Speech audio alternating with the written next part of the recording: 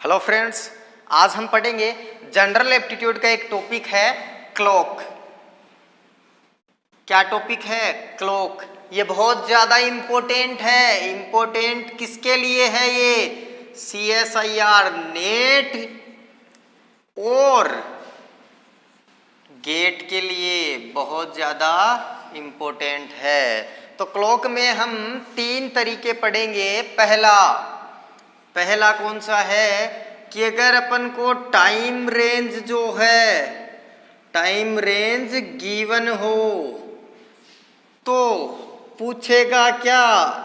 Angle पूछेगा। अगर अपन को टाइम रेंज दी हुई हो और एंगल पूछे तो इसका एक सिंपल सा फॉर्मूला इधर देखना, minute minus time into 5, minute minus time into 5 into 6 minus minute divide by 2। ये एक सिंपल सा फॉर्मूला है। ये फॉर्मूला कब अप्लाई करना है? जब अपन को टाइम रेंज दी हुई हो और एंगल पूछे। ठीक है। दूसरा तरीका इसमें क्या पढ़ेंगे कि अगर अपन को एंगल जो क्या है वो गिवन हो और पूछेगा क्या? टाइम। अगर एंगल दिया हुआ हो और टाइम पूछा जाए तो इसमें 3 केस बनते हैं। पहला, एंगल कौन सा दिया हुआ हो? अगर एंगल 180 डिग्री दिया हुआ हो तो क्या करते हैं? 180 डिग्री में भी 2 केस बनते हैं। पहला, अगर टाइम 1 से 6 बजे के बीच दिया हुआ हो, टाइम क्या दिया हुआ हो? अगर 1 से 6 बजे के बीच, तो इसमें सीधा सा फॉर्मूला है 60/11 into 60/11 into time plus 6। 60/11 into time plus 6। दूसरा केस कि अगर टाइम 6 से 12 बजे के बीच दिया हुआ हो, 6 से 12 बजे के बीच दिया हुआ हो तो कुछ नहीं करना, फॉर्मूला लिखना है 60/11 इंटू टाइम माइनस 6। यहां प्लस यहां माइनस। ओके, नोट डाउन कर लीजिए। इसको नोट डाउन कर लिया। अब आगे चलते हैं। आगे कौन सा केस होगा कि अगर आपको एंगल कौन सा दिया हुआ हो? 0 डिग्री। अगर आपको एंगल दिया हुआ हो 0 डिग्री, ध्यान से देखना। 0 डिग्री का मतलब क्या होता है? ये मिनट वाली सुई, ये घंटे वाली सुई। 0 डिग्री का मतलब है दोनों एक जगह हो जाए, यानी कि ओवरलैपिंग हो जाए। ठीक है, ओवरलैपिंग हो जाए। तो इसमें एक सिंपल सा फॉर्मूला है। सिंपल सा फॉर्मूला कौन सा है कि 60/11 इंटू डायरेक्ट जो टाइम दिया हुआ हो उसको मल्टीप्लाई कर देना है। अब इसमें अपन तीसरा तरीका पढ़ेंगे। कौन से में पढ़ेंगे तीसरा तरीका? जब अपन को एंगल दिया हुआ हो और टाइम पूछा जाए तो अब की बार एंगल कौन सा दे दिया जाए? मान लीजिए आपको एंगल दे दिया 90 डिग्री। एंगल कितना दिया? 90 डिग्री। तो 90 डिग्री एंगल में भी 2 केस बनते हैं। कौन कौन से? पहला, अगर आपको टाइम रेंज 1 से 6 बजे के बीच में दी हुई हो, एंगल 90 डिग्री में अगर आपको टाइम रेंज क्या दी हुई हो? 1 से 6 बजे के बीच में, तो इसका एक सिंपल सा फॉर्मूला लिखना है 60/11 इंटू टाइम प्लस 180 डिग्री में प्लस 6 किया था। 180 का आधा 90, यानी कि प्लस 6 का आधा 3। ओके, तो 1 से 6 बजे के बीच में अगर टाइम हो तो 60/11 इंटू टाइम प्लस 3।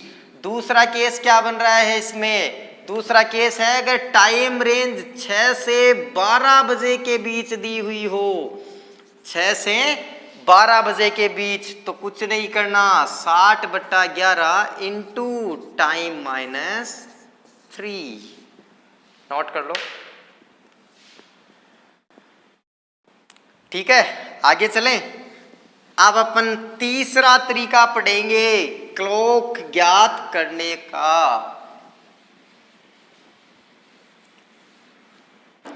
तीसरा तरीका क्या है? Real time versus mirror time. Real time versus mirror time.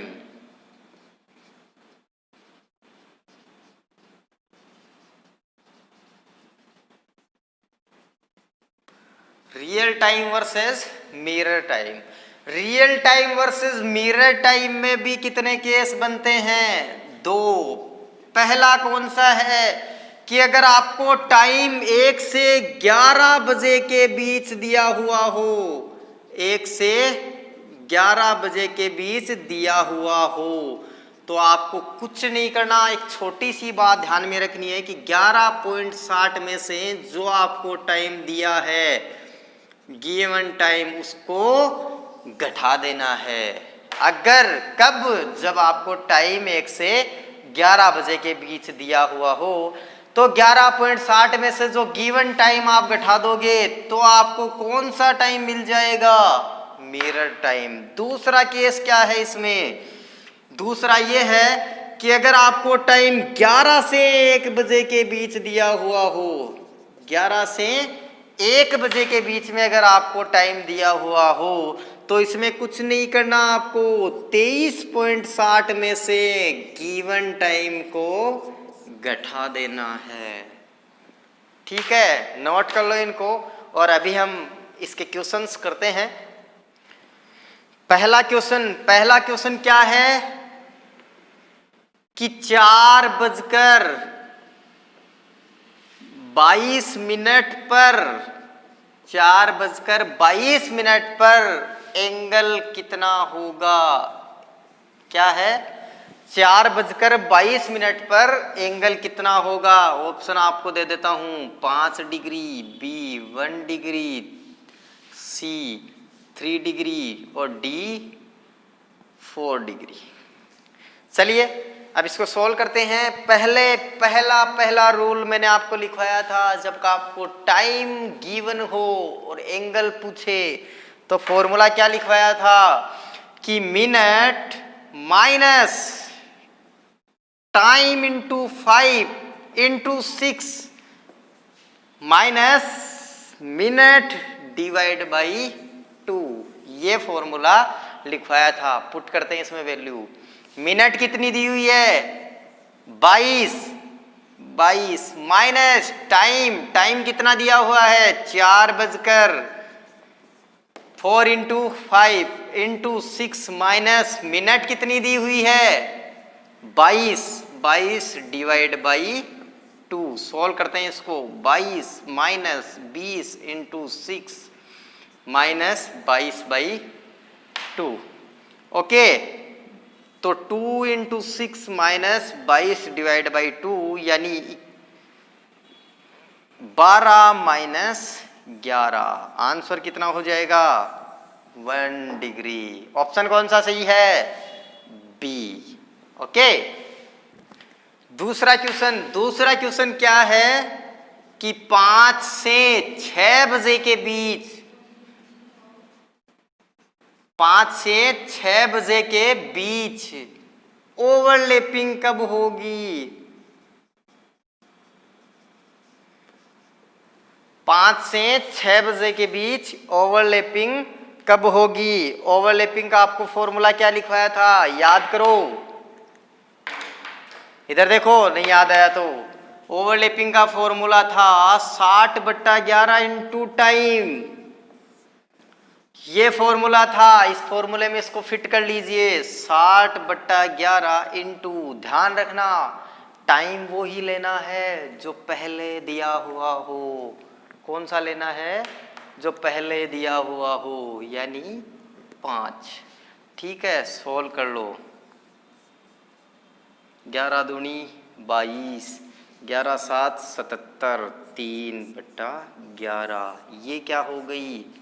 Minute, यानी कि 5:27 सही 3/11 मिनट पे क्या होगी?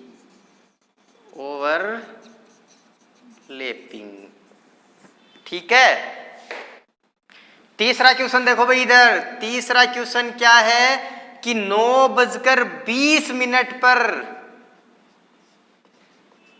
मिरर टाइम क्या होगा? 9:20 पर मिरर टाइम क्या होगा? याद करो, मिरर टाइम में दो फॉर्मूले लिखवाए थे, एक तो 11 से 1 के बीच, एक 1 से 11 के बीच। हाँ, तो ये कौन से के बीच में है? 1 बजे से 11 बजे के बीच, यानी 11.60 माइनस 9.20 घटा दीजिए, क्या आंसर आएगा? 40.2, यानी 2:40 इसका मिरर टाइम होगा। अगला क्वेश्चन देखो भाई, क्वेश्चन नंबर 4 कि 3 से 4 बजे के बीच,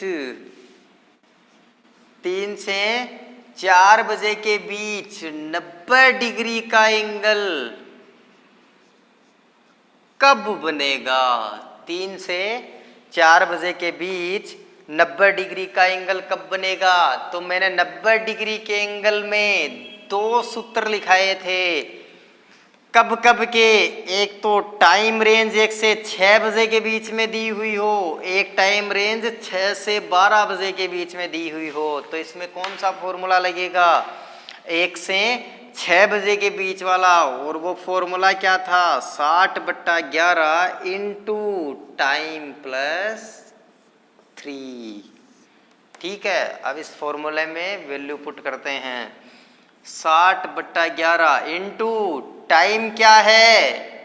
3 बजे। मैंने बताया था अभी पिछले क्वेश्चन में भी, जो स्टार्टिंग में जो टाइम दिया हुआ हो वो लेना है, 3 + 3, यानी 60/11 इंटू 6, 360/11।